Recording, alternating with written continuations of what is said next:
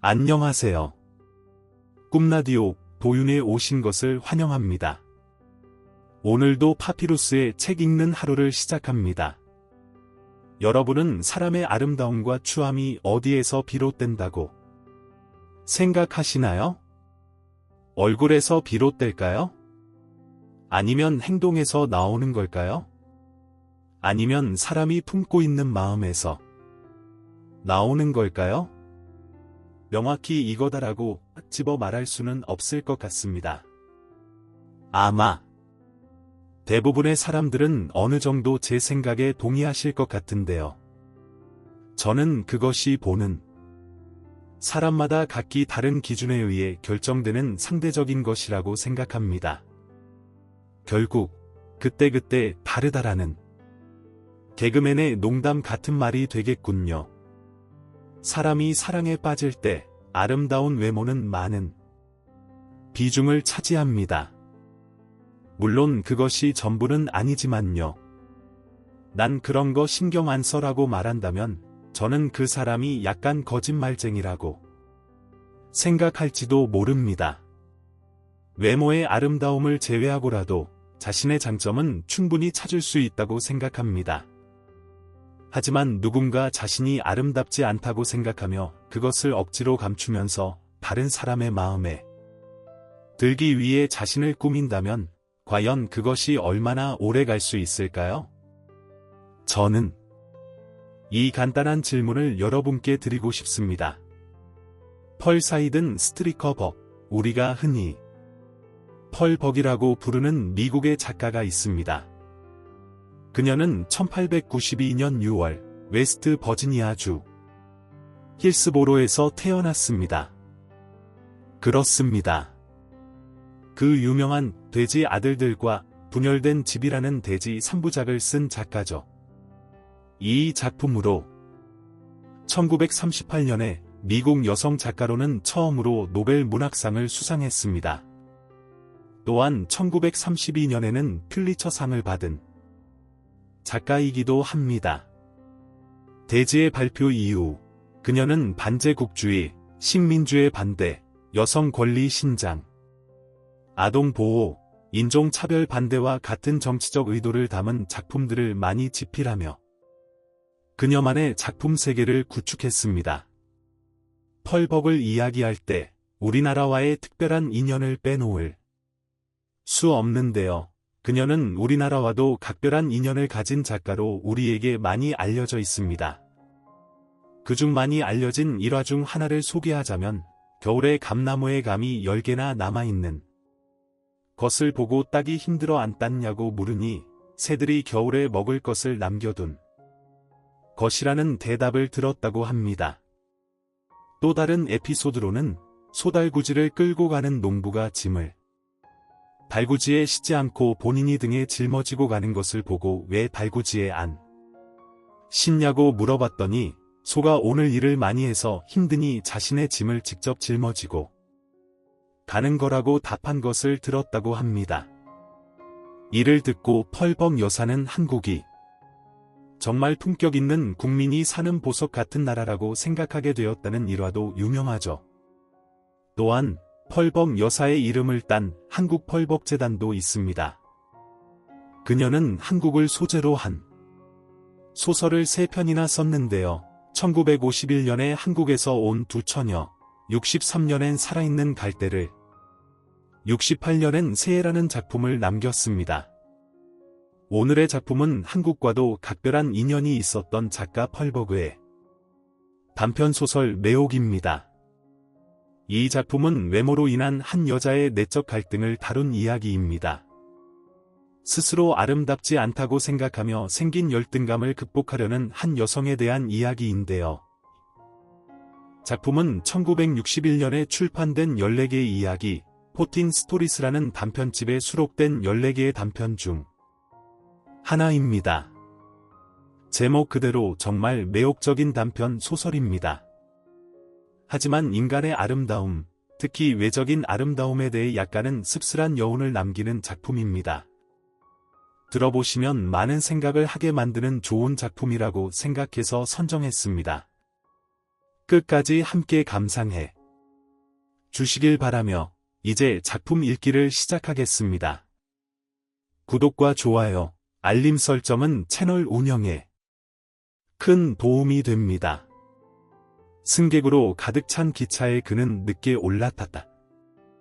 기차 안을 이리저리 둘러보았으나 빈자리는 하나도 없는 것 같다. 하지만 중간쯤 되는 곳에 여인이 혼자 앉아 있는 것을 그는 발견했다. 낯선 여자 옆에 앉는 것을 본능적으로 꺼리는 그는 주저했지만 하루 종일 너무 바빴던 그는 1시간이나 서서 가는 것은 불가능할 것 같다. 기차가 갑자기 멈칫하더니 다시 달리기 시작했다. 그는 이 칸에 탄 마지막 승객이었고 그 여자 옆에 빈자리가 단 하나 남아있는 자리였다. 그는 이미 다른 칸을 지나오면서 앉을 자리를 찾아보았지만 무거운 서류 가방을 든 채 서 있자니 몸이 자꾸만 흔들렸다. 옛날 경기가 좋았을 때가 생각났다. 그때는 사무실 빌딩을 나오기만 하면 에어컨이 설치된 자가용 차에 바로 올라탔었다. 불쌍한 딕슨. 그의 자가용 차 운전수였던 딕슨은 밀림지대 어디에 묻혀있을지도 모를 일이었다. 젊고 차분하며 조용한 뛰어난 운전수였다. 갑자기 극심한 피로가 몰려온 그는 중앙 통로로 걸어갔다. 이 자리 비었습니까? 그는 그녀를 쳐다보지 않은 채 물었다. 네, 비어 있어요. 그녀의 목소리는 맑고 고요했다. 서류 가방을 어깨 위로 들어 선반에 빈 자리가 있나 찾아봤으나 선반은 이미 가득 차 있었다. 결국 그는 가방을 다른 짐짝 위에 올려놓았지만 금방이라도 떨어질 것만 같았다. 그가 고개를 숙여 그녀를 내려다보는 순간 두 사람의 눈이 마주쳤다.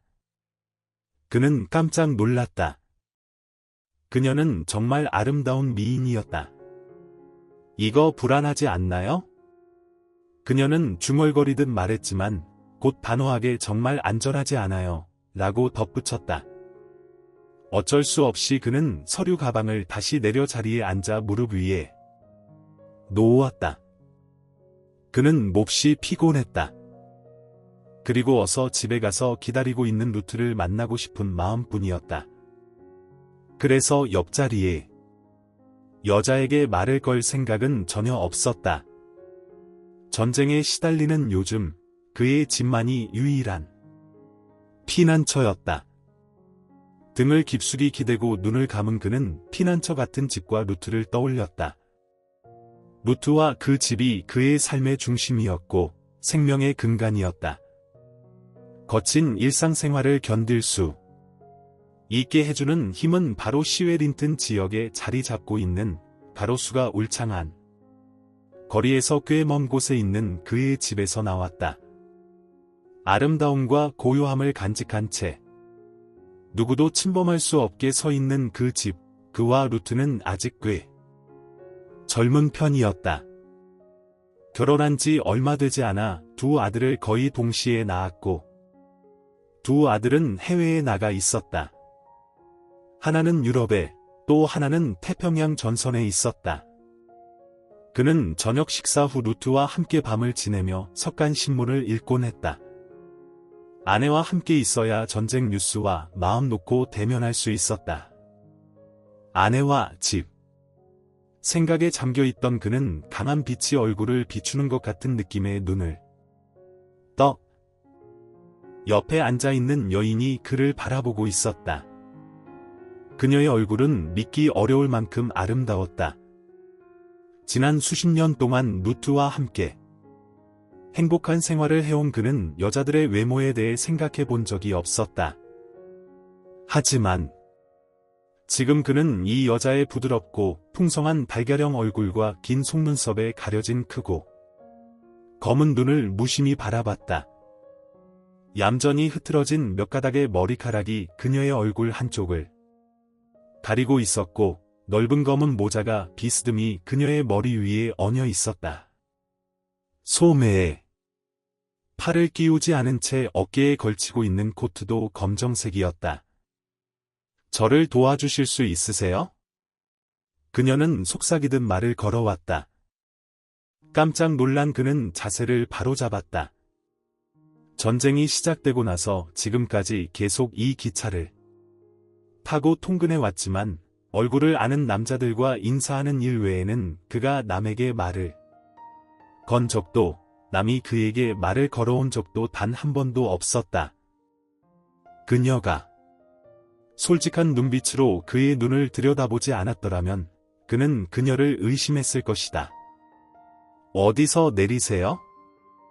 그녀는 다짐하며 그의 몸에 몸을 기대었다. 그리고는 고개를 숙여 큰 모자를 빗둘게 써서 다른 사람들이 그녀의 얼굴을 보지 못하게 만들었다. 어디서 내리는지 그녀에게 알려주기 싫었다. 그녀는 그가 누구인지 알고 있을지도 모른다. 켄트웰 베이츠 주식회사의 중역, 모저 켄트웰이라는 것을 무엇을 도와드릴까요? 그는 물었다. 가능하면 피하고 싶다는 듯한 말투였다. 선생님이 어느 역에서 내리시든지 제가 따라가는 것을 허락해 주세요. 그녀는 부드럽게 말했다. 이런 일에 휘말리는 것을 그는 질색이었다. 머리카락이 쭉 뻗었다. 좀 더 자세히 말씀해 주셔야겠는데요. 제가 누구인지 전혀 모른다고 해도 괜찮아요. 제가 옆에 있는 걸 몰랐다고 해도 좋아요. 그녀는 말했다. 그는 미소를 지었다. 그런 말로 사람을 설득하기는 꽤 어렵겠네요. 하고 말하며 곧 후회했다. 그가 그녀를 꿰뚫어보고 있다고 생각했는지 그녀의 얼굴은 금세 부드러워지고 다정해졌다.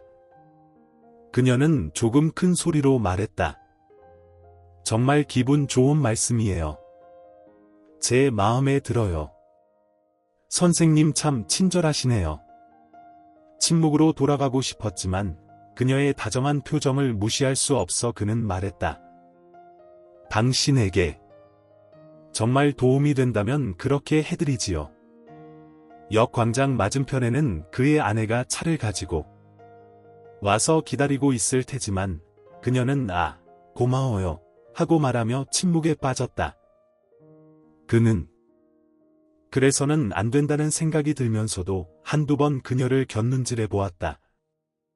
그녀는 꼼짝 않고 앉아 있었다.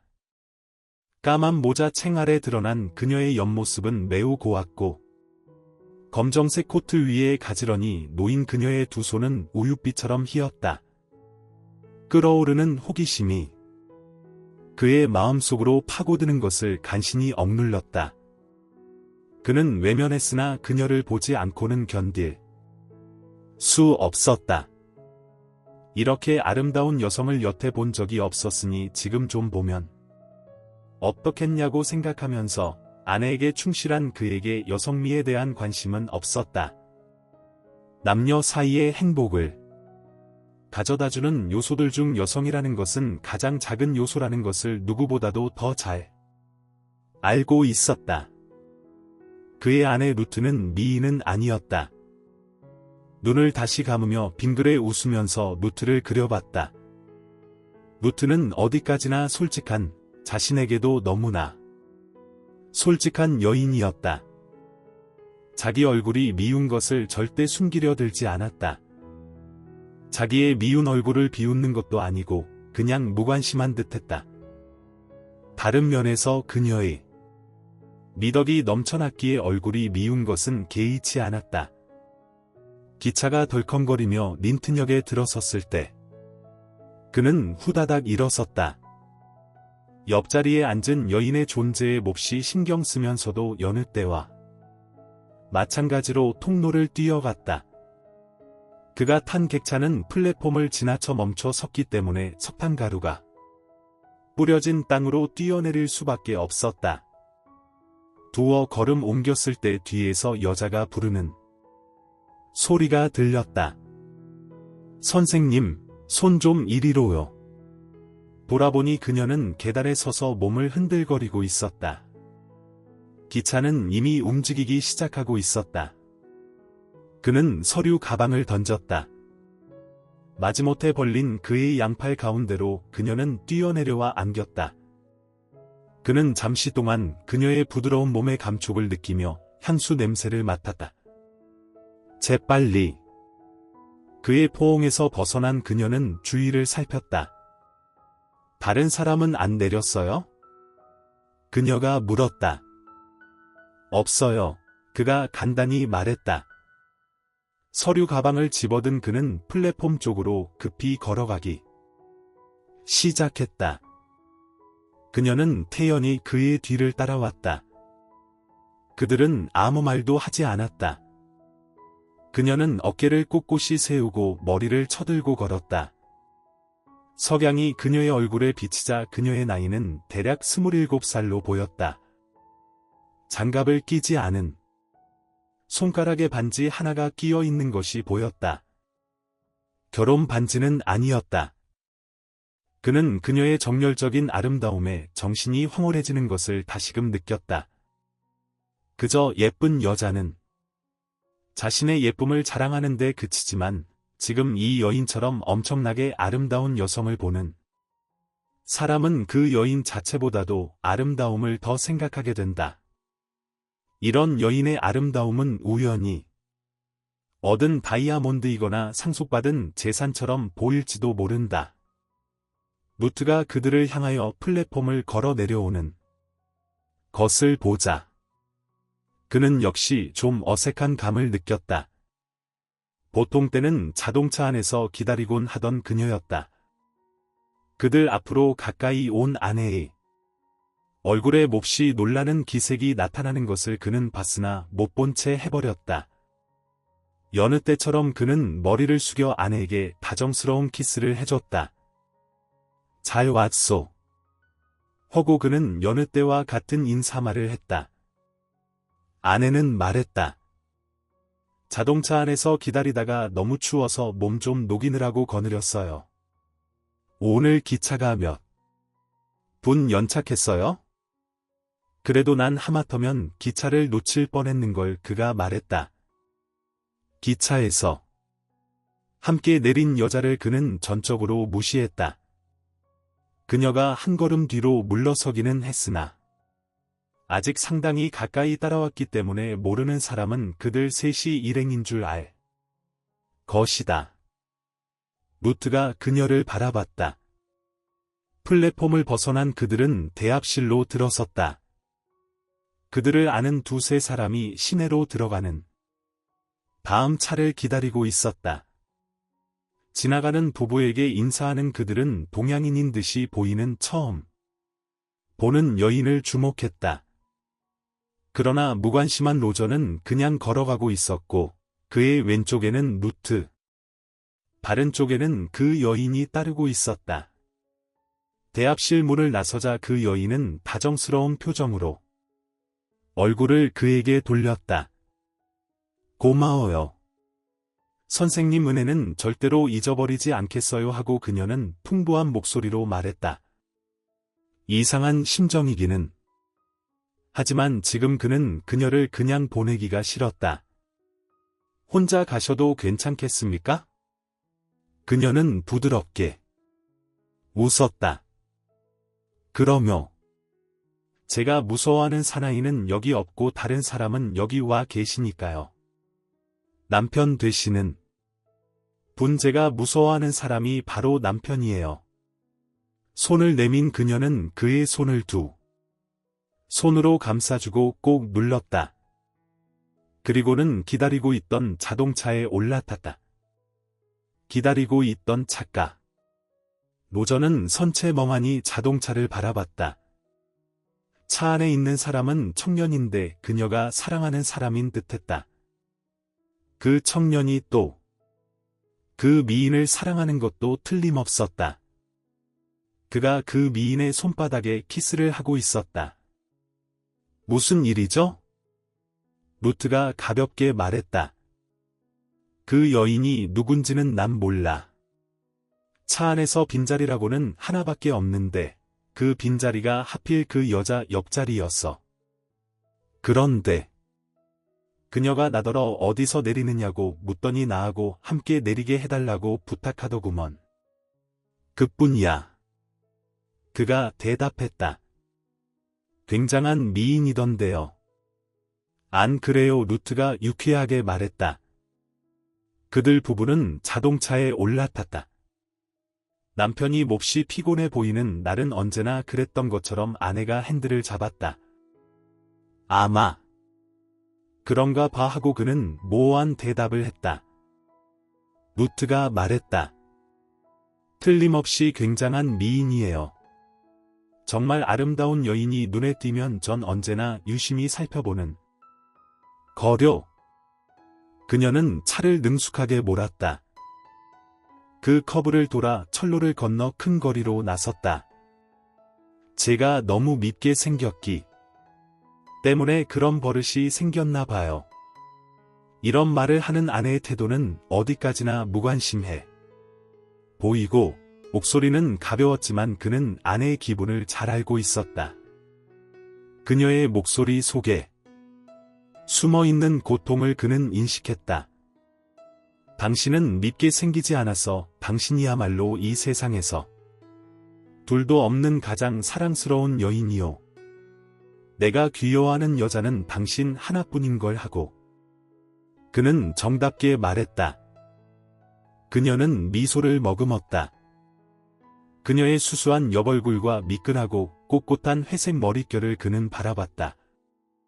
그녀는 머리를 지지고 볶는 일도 없었거니와 잘 보이려고 꾸미는 일도 절대 없었다.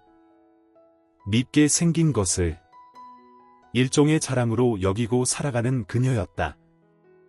그러나 그 자랑 속에는 고통이 숨겨져 있다는 것을 지금 그는 깨달았다. 그러고 보니 아내도 미주에 대한 관심을 가지고 있었구나. 내가 통 모르는 여인이라고 말했는데 당신은 내 말을 믿을 수 없단 말이요. 하고 그는 날카롭게 말했다. 믿어요. 로저 하고 그녀는 침착하게 말했다. 차는 순조롭게 달리고 있었다. 부드럽고 기분 좋은 어조로 그녀는 얘기를 시작했다. 아직 피지 않은 푸른 용담. 몇 송이를 숲속에서 발견했어요. 우리가 3년 전에 발견하고는 그 뒤로 여태 한 번도 보이지 않은 것을 기억하시나요? 3년 전 그날에는 어떤 사람이 용담다발을 우연히 떨어뜨렸던 것이 아니었던가 하고 생각될 정도로 그 뒤에는 한 번도 피지 않았는데 금년에 다시 피기 시작했어요. 한 다발 듬뿍 꺾어다가 큰 방 테이블 위에 꽂아놨어요. 집에 가면 보실 거예요. 잘했어. 그는 중얼거렸다. 언제나 다정한 아내 앞에서 그의 긴장은 확 풀렸다. 전쟁 수행에 영향이 미칠지도 모르는 중대한 결정을 내리기도 하고 여러 가지 위기를 종일 겪은 그에겐 아직 피지 않은 푸른 용담다발 얘기를 듣는 것은 음악을 감상하는 것 같은 정서를 자아내주는 것이었다. 아내는 그에게 걱정거리 얘기는 절대로 안 하고 언제나 듣기 좋고 유쾌한 얘기만을 들려주는 것이었다. 아내는 그의 전 생애를 즐겁게 해주는 존재였다. 그를 기분 좋게 해주는 루트. 지금 그들은 그들 집 대문 안으로 들어서서 정원 안의 작은 길로 차를 몰고 있었다. 그가 집으로 돌아오는 것을 환영하는 듯이 방에는 불이 켜져 있고 커다란 세터 암캐 한 마리가 현관 밖 층계를 뛰어내려와 주인을 기다리고 있었다. 그 개가 주인의 서류 가방을 받아 물고 방 안으로 들어가도록 오래전부터 루트가 훈련해 두었는데 그놈이 컹컹 지저댔다. 그래.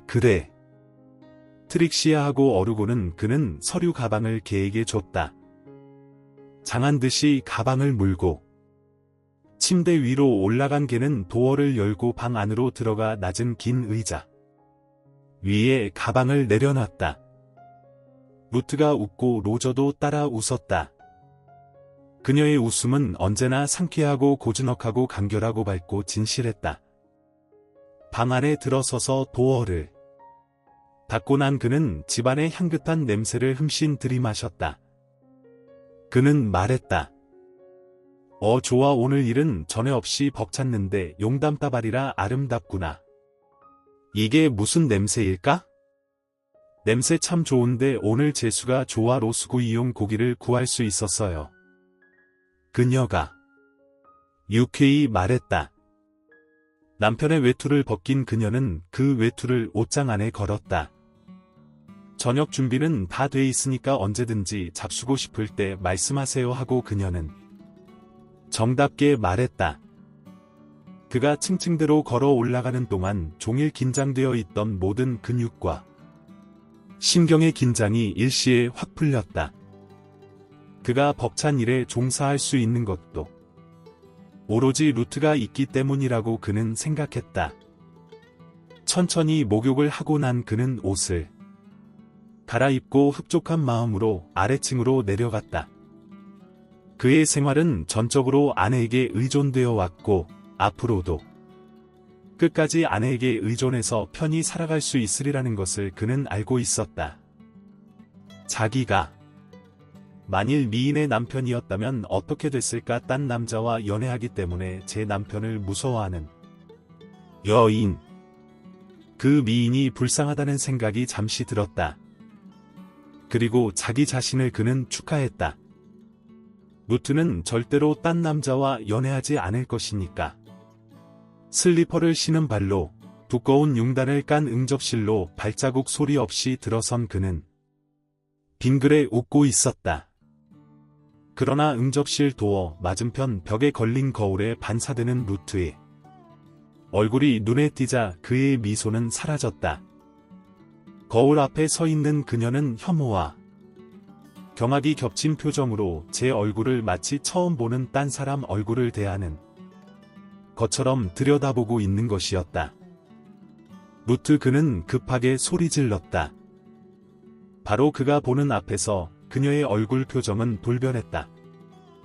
그가 이때까지 늘 보아왔던 침착한 표정으로 변하는 것이었다. 그녀는 빙그레 웃고 있었다.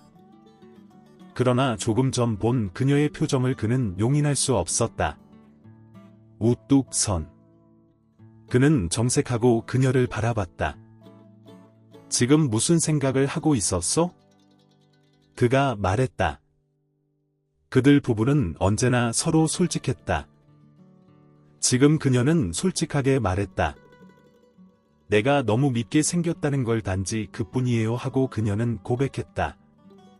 이 말을 하면서도 그녀는 쾌활했고 이어 남편의 팔을 끌고 식당으로 들어갔다.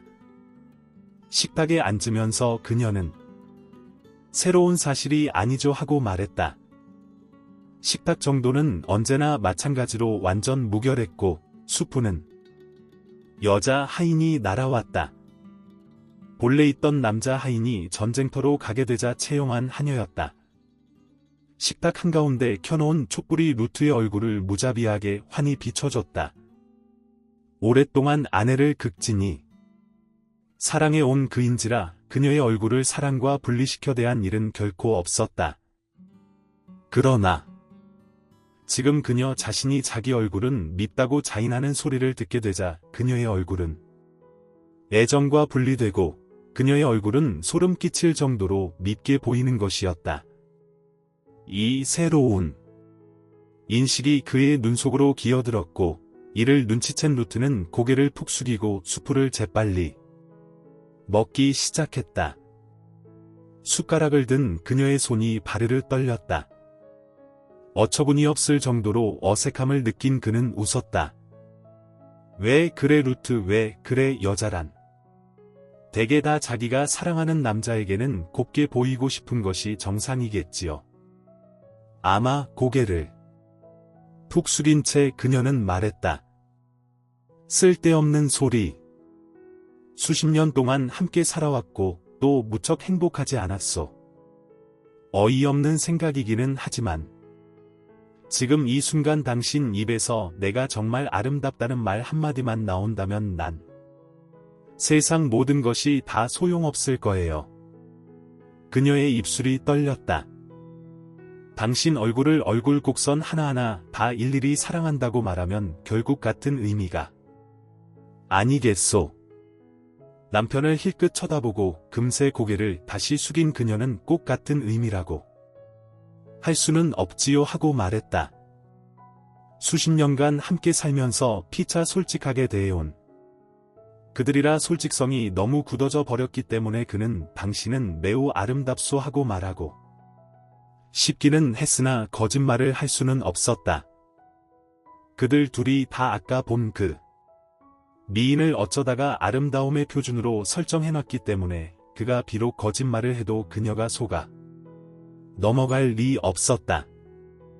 아무것도 아닌 하나의 사건이 그들 부부를 공경에 몰아넣었는데 공경을 어떤 방법으로 타개할 수 있을는지 그는 몰랐다. 안정된 가정의 기초가 되었던 평화가 부서지자 루트가 지금 처음 보는 딴 사람같이 보였다. 낯선 사람이 된 그는 그녀의 얼굴을 다시 바라봤다. 키 크고 무뚝뚝하고 턱이 약간 굽고 잿빛 머리 아래 핏기 없는 눈을 가진 중년 여자 아내의 이런 꼴을 보고 참을 수 없게 된 그는 갑자기 식욕을 잃어버렸다. 무슨 말을 해야 할지, 어떻게 해야 할지 난 모르겠소. 마음은 뒤흔들려지고 루트 우리 여태 말다툼한 일이란 절대 없지 않았어 하고 그는 더듬더듬 말했다. 지금이라고 말다툼할 이유가 어디 있어요? 변한 거라고는 하나도 없는데 내 얼굴은 언제나 이 꼴이었는데요. 그녀가 말했다. 변한 건 없지만 그러나 지금 당신은 이전과 달라진 데가 있어. 당신이 지금처럼 별나게 구는 건 처음 보는 일인데 하고 그는 마치 어린애가 어리광 피우듯 말했다. 내 진짜 얼굴을 지금에서야 처음 보시는 모양이군요. 그녀는 가라앉은 목소리로 말했다. 하녀가 들어왔다. 수프 그릇을 치워놓고 샐러드가 곁들인 구운 고기 접시와 따끈한 식빵 접시를 식탁 위에 놓고 그녀는 밖으로 나갔다. 우리 얘기 계속합시다. 무엇 때문에 갑자기 당신이 그런 소리를 하는 거요? 아까 그 미인을 봤기 때문이요. 단지 그걸 가지고 이러는 거요. 그가 말했다. 그 여자 때문에 마음이 변한 건 당신이지 내가 아니에요. 나는 언제나 꼭 이 꼴이었다는 것을 깨우쳐 드려야 될까요? 그녀가 말했다. 그럼 당신은 하다가 잠시 말을 끊었으나 끝까지 말을 안 할 수 없다는 것을 깨달은 그는 당신은 용모 때문에 늘 고민해 왔단 말이오 하고 말했다. 늘 하고 그녀는 남편의 말을 받아 옮겼다. 나이프와 포크를 내려놓으면서 그는 그래 나하고 사는 것이 행복스럽지 못했단 말이오 하고 물었다. 당신은 전적으로 행복했겠지만 나는 그렇지가 못했어요. 그가 눈치챌 정도로 애를 쓰면서 그녀는 말을 계속했다. 스튜아트 녀석이 나이가 6살 때 한 번은 엄마는 왜 다른 아이들 엄마처럼 예쁘지 못해 하고 내게 대고 말한 적이 있었어요. 그는 위로해주고 싶은 생각이 간절했다. 철없는 어린애란 다 그런 걸 당신도 알고 있지 않소. 틀림없는 참말만 하지요. 어린애들이란 하고 그녀는 무자비하게 말했다. 그녀의 말을 부정할 수 없다는 것을 깨달은 그는 식사나 다시 해보려고 애를 썼다. 얼마 동안 둘이 다 잠잠히 있다가 그녀가 종을 쳐 하녀를 불러 얼린 과일을 가져오게 했다. 그들은 과일을 먹었다. 그리고 그는 아내에게 막 대들었다. 루트 날 좀 봐요. 오늘 당신이 왜 그러는지 난 알 도리가 없어. 이전에는 절대 이러지 않았는데 마누라 등살에 못 살겠다고 투덜거리는 죽을 많이 봤지만 그때마다 당신만은 딴 여인들과는 다르다는 걸 난 하나님께 감사하곤 했어. 내가 전에 한 번도 본 일이 없었고 앞으로 다시 볼 일도 없고 다시 볼 마음도 없는 그 여자 때문에 당신이 질투한다면 마옵소사. 내 사무실 안에만 도 예쁜 여자들이 득실거리지만 난 그녀들을 하나도 모르고 지내왔어. 절대 자세히 보지도 않는데.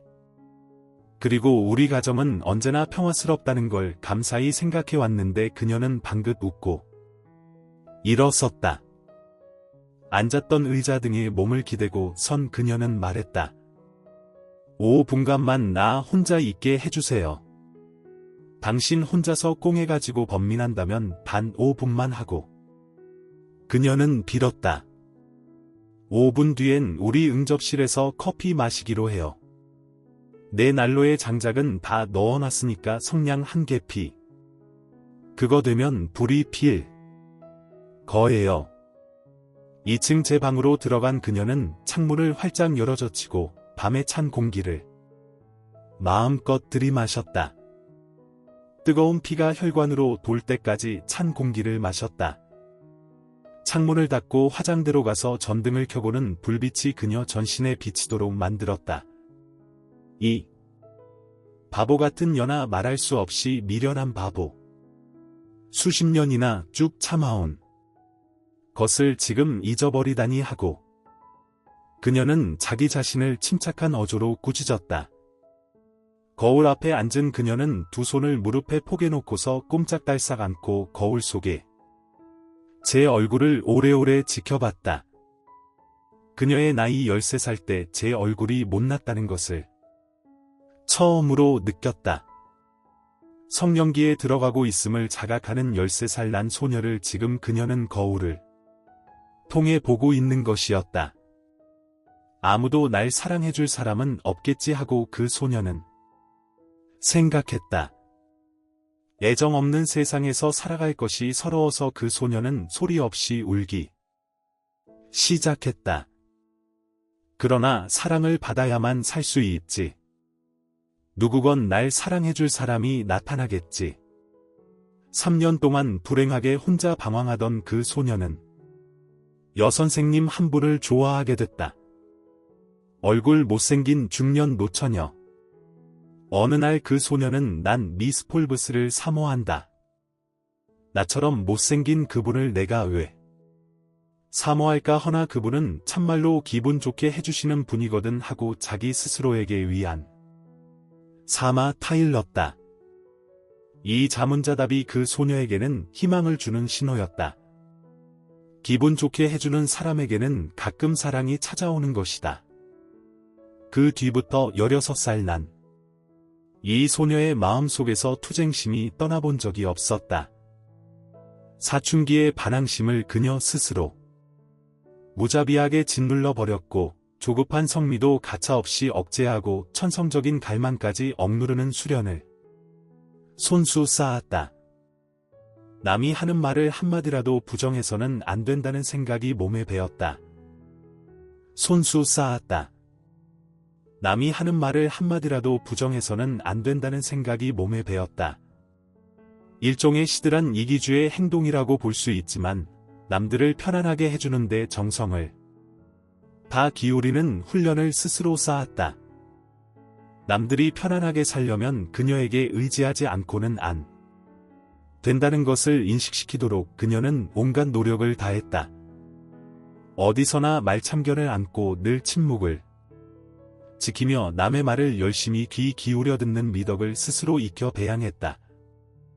그녀. 나이 25살 때 로저가 그녀를 사랑하게 되었다. 그러나 그의 연애는 빨리 성립된 것도 아니요, 열정적인 것도 아니어서 느리고 미지근한 연애였다. 그녀는 기묘한 술책을 써서 그를 살살 꿰었다. 절대로 그의 사랑을 강요하지 않고 언제나 정답게 대해주어 그녀 없이는 그가 편안한 생활을 할 수 없으리라는 인상을 주는데 주력했다. 그가 무슨 짓을 하건 그녀는 절대 나무라지 않았다. 그들이 알게 된 바로 그 여름에 그녀의 사촌 동생인 예쁜 처녀가 놀러오자 그는 그녀를 버리고 예쁜 셀리와 더불어 희롱하며 시간을 보낸 일까지 있었으나 그녀는 꾹 참고 아무 불평도 말하지 않았다. 그러나 셀리는 버릇없이 자라난 처녀로 고집이 센 여성이었기 때문에 루트는 셀리의 성미를 좌절시키는 역할을 언제나 맡아왔다. 셀리의 고약한 성미에 화가 난 로저는 루트에게로 되돌아와서 비로소 안도감을 느껴 구원했고 루트는 곧 구원을 받아들여 즉시 결혼했다. 결혼한 후부터 지금까지 루트는 남편 주변에 매혹적인 기분 좋은 분위기를 쌓아올리는데 전심전력해왔던 것이다. 이 바보야 하고 그녀는 거울 속 자기에게 말했다. 거울 속 얼굴은 그 못난 꼴로 그녀를 마주 노려보는 것이었다. 거울 속 자기 얼굴에게 그녀는 가혹하게 말했다. 지금 와서 모든 걸 망치려 드는 거냐. 내 꼴 보기도 싫다. 그녀는 한숨을 쉬었다. 그러나 할 수 없지. 난 너하고 꼭 붙어 살 팔자니까. 그렇다. 운명으로부터의 도피는 불가능한 것이었다. 만일에 기분 좋게 해주는 매력마저 잃어버리게 되면 남편은 그녀의 본색만 보게 될 것이다. 오늘 밤 제 본색이 탄로날 뻔했다고 그녀는 생각했다. 남편과 한 기차를 타고 온 그 미인을 질투하는 것은 결코 아니었다. 그렇게도 아름다운 여인을 봤기 때문에 경계를 게을리하는 실수를 범했을 뿐이었다. 여성미가 어느 정도까지 완전 무결할 수 있는가를 잊어버리고 있었던 그녀가 참말로 완전 무결한 여인과 직접 대면하게 되자 제 자신은 소녀 시절 암흑의 구렁텅이로 다시 굴러 떨어졌던 것이었다. 5분이 다 지나갔다. 조금 더 있으면 남편이 찾으러 올라올 것이 분명했다. 손수건을 꺼내 입술을 문지른 그녀는 연초록색 옷을 벗고 검붉은 빌로드 옷으로 갈아입었다. 이 옷이 그녀의 키와 못난 체구에 어울렸다. 머리를 다시 빗었다. 벌써 오래전부터 그녀는 입술 연지는 절대 쓰지 않기로 결심했다. 미운 얼굴의 주의를 환각시킬 필요가 어디 있단 말인가. 꼿꼿하면서도 가벼운 걸음걸이로 조용조용히 아래층으로 내려간 그녀는 응접실로 들어갔다. 남편은 벽난로 옆에 선 채 기다리고 있었다. 남편의 표정을 본 그녀는 겁이 났다. 그녀의 매력이 얼마만큼이나 깨진 것일까. 그녀는 웃었다. 아시겠어요? 초록색 옷 때문이었나 봐요. 그 옷 다시는 절대 안 입기로 하겠어요. 그 옷은 전부터 좋아하지 않았는 걸 어떤 부드러운 손길이 그를 어루만져 주기나 한 듯이 그의 얼굴에는 안도의 빛이 스치고 지나갔다. 그의 긴장 상태는 사라졌다. 그는 말했다. 망령이군 자 어서 커피나 따라줘요. 재밌게 들으셨나요? 이 소설 속 루트가 느꼈던 감정이 제게도 느껴지는 것 같아서 좀 씁쓸한 뒷맛이 느껴지는 것 같습니다. 얼굴이 아름답지 못하기 때문에 그래서 다른 사람들로부터 사랑을 받지 못할 것이 두려워 자신을 억누르고 사랑받기 위해 부단히도 인내하며 노력하면서 속으로 삭혔을 눈물과 슬픔이 마음 아프게 다가오는 이야기였습니다. 그런데 한편 이런 생각도 들더군요. 굳이 그렇게 자신을 포장하지 않더라도 그 자체로 사랑해줄 사람은 틀림없이 어딘가 있지 않았을까. 그랬다면 소설에서처럼 열등감으로 인해 자신을 억누르며 살지 않고 더 행복한 삶을 살게 되지 않았을까 하는 생각이 들었습니다. 지금까지 우리는 펄버그의 단편 인챈티드를 함께 읽었습니다. 다음번에는 더욱 재미있고 유익한 글로 돌아오겠습니다. 파피루스의 독서의 날입니다. 즐거운 독서를 기원합니다. 영상 끝까지 함께해 주신 모든 분들께 진심으로 감사드리며 좋은 하루 보내시기 바랍니다.